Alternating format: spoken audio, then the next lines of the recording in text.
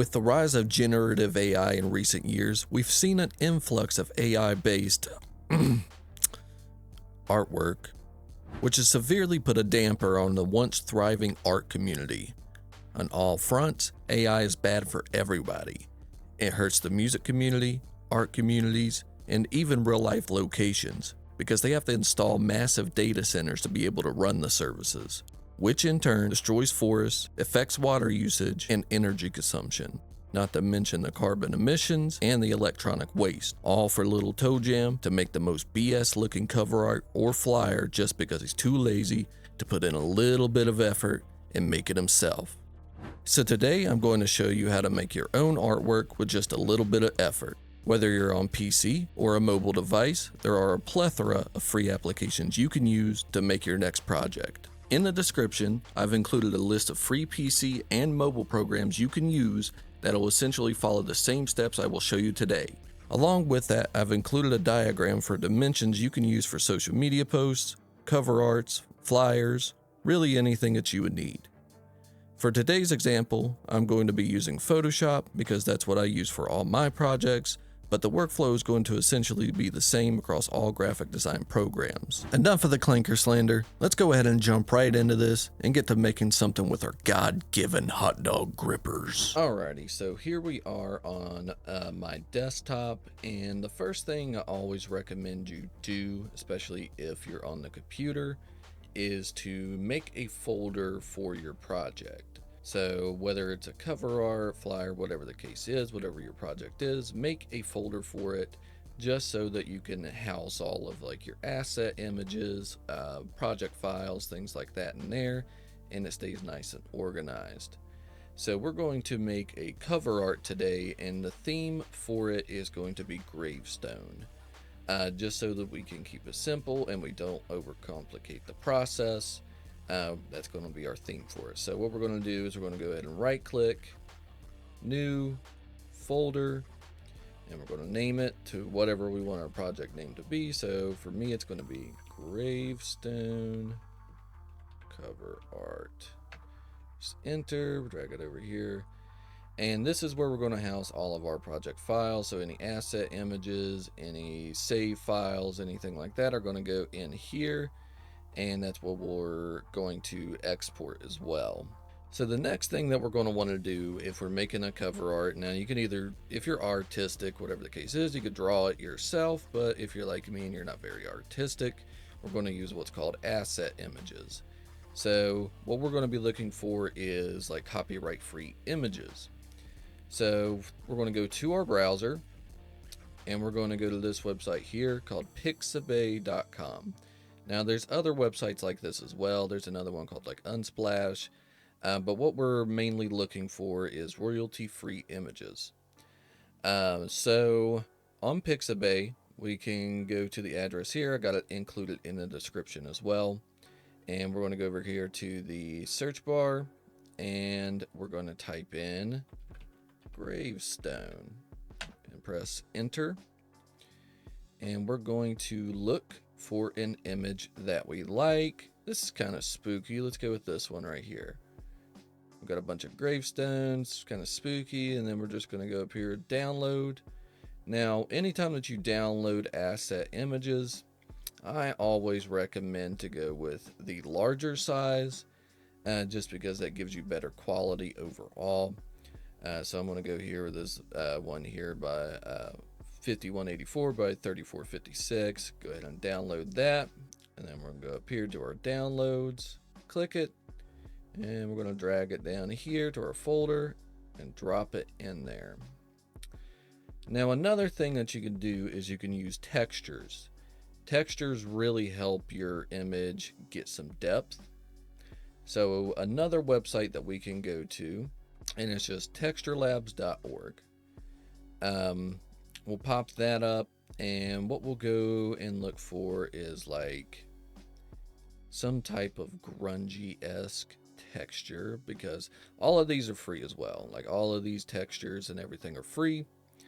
So we're going to look for one that's like grungy. I think he even has one here, grungy masks, and we can look for that. And we're not going to overcomplicate it, but you can add multiple. textures if you'd like. So let's go with this large texture. Okay, drag and drop that into our folder for the project. And then we're going to back out here and we're going to go ahead and jump into Photoshop. Okay, so here we are in Photoshop. Now again, this is the program that I use. You can use any other program, free program, whatever the case is, whatever you want to use. It's essentially going to be the same. Whenever you open your program, you're going to get the option to start a new file. That's what we're going to do. So I'm going to go up here to new file, and it's going to give you some options here. It might be on the right. It'll give you just the options of like what you want to set your width, height, and stuff to be. So you can also name your project here. So we're just going to call this Gravestone. All right. Now for a cover art, your dimensions are going to be 3000 by 3000. And that's what all cover arts really should be. That gives you the highest quality for your cover arts.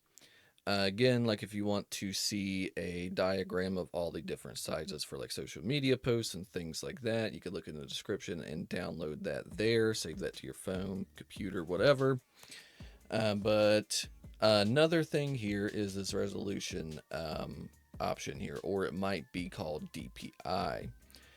You would want to set this to 300 if you can. 300 is a pretty good number to have your quality set to.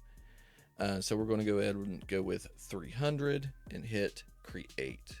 So the first thing that we're going to want to do is we are going to want to put in the images that we downloaded. So we're going to go up to the top here, go to file, and then open. And then we'll go to our desktop and we'll go to the Gravestone cover art folder that we made. So here's the stock image that we had downloaded. And I'm pretty sure you could just drag and drop this directly from the folder in here, but that's just the way I do it. It'll open up over here in a new tab. I'm gonna go up here to the move tool up here, and we're gonna click and hold on the image, and we're gonna drag it up here to this other tab, and you see it'll open up the project that we just made, and we're gonna drag that right in the middle. Now this picture is pretty big, so I am going to shift and click this corner up here, and I'm going to drag it down, and then we have our image in here. So what we could do now, if we want to go through and put the title of the song on there, we can go in text, and then we'll click in the middle there, and we'll just go Gravestone. That's the title of our song. Our fictional song today is going to be Gravestone. Once we do that, there's a few options we could do. We can recolor it. So we'll go, let's see, this is pretty black and white, so let's go red. Yeah, we'll go with like a red color. And then we can change the font as well. Let's see here. So we're looking through our fonts. I like that font. Spooky. It's drippy. We'll go with that one. It's red. Let's take it, finalize that, and then we're going to just move it. We can just move it to the center. Well, why not? We can move it to the center. We're not going to overcomplicate things. We'll just put it in the center. And one thing in Photoshop that you could do, which is pretty much the same across all graphic design programs, is you can add like some effects to the text. So we'll go here, we'll add this little drop shadow effect. And there's actually 3 drop shadows. I'm just going to disable 2 of those. But the ones that we want to look for is like the one that's stroke and drop shadow, which it might be labeled something differently on like other programs. I know on PicsArt, if you're on mobile, it just says like shadow, and like border would be the stroke. But we'll go into stroke. I'm going to change the position to outside, turn the opacity all the way up, 15 in the size, just to make it stand out a little bit more. Again, this isn't going to be anything complicated. I'm not going to go in here and overcomplicate this. I just want to show you how simple and fast that you can go through and make a piece of artwork by hand without using AI. We got our stroke on there. We're going to go to drop shadow, turn the opacity on that all the way up, and then we're going to go distance, turn that down, and then we could use like the spread, turn that spread up, maybe the size, and then yeah, then look at there. Then we could really see the text now. We'll go through, make sure everything's centered. You gotta make sure everything's centered whenever you do this, just to make sure it looks nice. Another thing that we can do if we wanted to is we can go back to the original image. You can see like how everything's dictated by layers on the side, which is really helpful. That's one thing that you should definitely learn if you're doing just basic graphic design stuff, is learn what layers are. One thing we could do is go back to the original image. We can go up here to filter, and you could just add some type of filter over top of the image if you want. I'm just going to do like a manual one just to make it stand out a little bit more. So in Photoshop, I'm going to go to Camera Raw filter, and we're going to make this a little bit nicer looking essentially. So you get all these settings here, and you'll see it'll change the picture to like a little bit darker, a little bit more detail in there. But yeah, I mean, this is essentially our cover art right here. If it's an explicit song, I recommend adding a parental advisory sticker on your cover art, but it just depends on what kind of song you're making. You don't necessarily have to add that, but that'll let parents know that you're doing hooting and hollering and cursing and all that. But we downloaded that texture. So now what we're going to do, we're going to go in and do the same thing that we did to import the background image. We're going to go into File, Open, and then we're going to find the image that we downloaded, the texture image. We're going to open that. See, we got our texture image here, and we're going to do the same thing. Click it, drag it over, put it in the center. And this time what we're going to do, we're not going to hit Shift. We're just going to drag these points in until they snap to the edges of the project. Just like that. Click the little check mark up on the top. And then we're going to go to the layer that the texture is on. Now you can rename these layers just so you're more organized. If you want to, you can just like right click up and then you can go to rename layer. But we're just doing this quick and simple. So we're going to go to the layer itself, and we're going to go to right here where it says normal. On other programs it might say blend mode or whatever the case is, but that's what this is. It's called the blending mode. We're going to click that, and for like these darker like textures and stuff, you'll want to go to like either overlay or lighten or screen. I'm going to go with, let's go screen. And then once we do that, our opacity of this layer is still set to 100%, but we're going to lower that down a little bit because we don't want the texture to overtake the whole image. So we're going to change it to like 60. You can still see it in there, but it's not like overbearing. It's not taking up the whole thing. But I mean, this is essentially it. This is like pretty much the workflow that you're going to go through to create your own artwork. And this could apply it to flyers. This could apply it to just social media posts, profile pictures, YouTube banners. It's simple. It is simple. You don't have to rely on AI to make your artwork for you.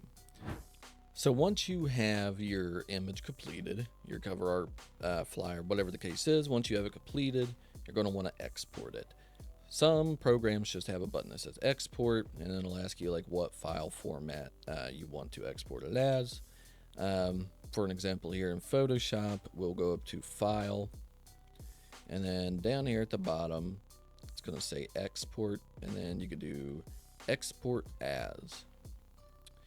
And then once you go in here, it's going to ask you what format that you want this to be. This is just going to be the image format. You could do like PNG, JPEG. I'm going to go JPG, and I'm going to up that quality up to the max, and I'm going to hit export, and it's going to give you a file path that you want to save this to. So we're going to go back to our folder where we saved all of our asset images and things like that.